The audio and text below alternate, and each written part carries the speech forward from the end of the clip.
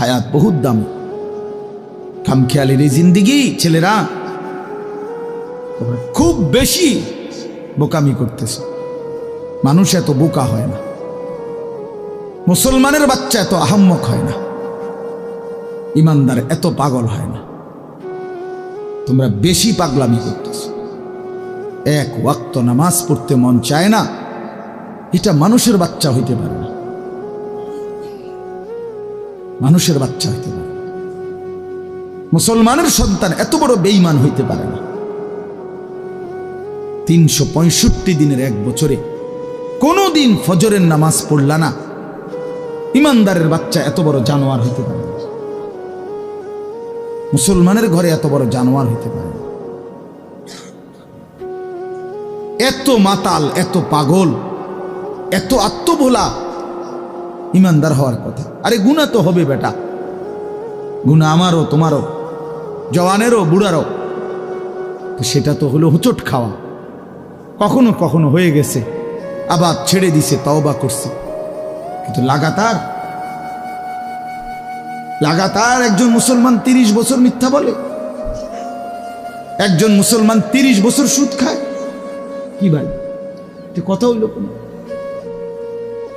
বলেন মরণ? 30 বছর আপনার ঘরে প্রতিদিন রঙিন টেলিভিশন চলবে, প্রতিদিন নাচ গান, কোনদিন আপনি গুনাহ ছাড়বেন না, প্রতিদিন একতালে। কিরে ভাই, কোনদিন তুমি ফজরের নামাজ পড়বা না? একটা তো হলো 6 মাসে আজকে আমার জামাত ছুটে গেছে, 9 মাসে আজকে আমার একটা রাকাত আমি পাই নাই। আমি চলার পথে আজকে হঠাৎ কোনো নারীর প্রতি নজর পড়ে গেছে।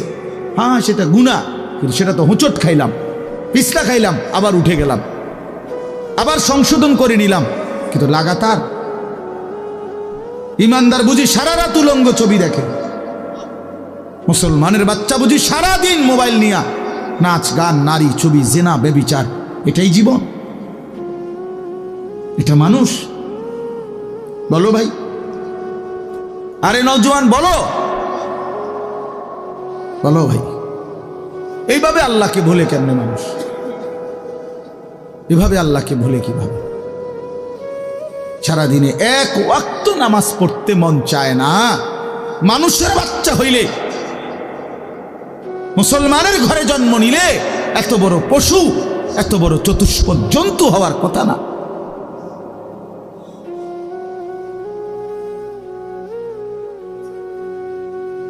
আল্লাহ আমাদেরকে বুঝ দান করেন।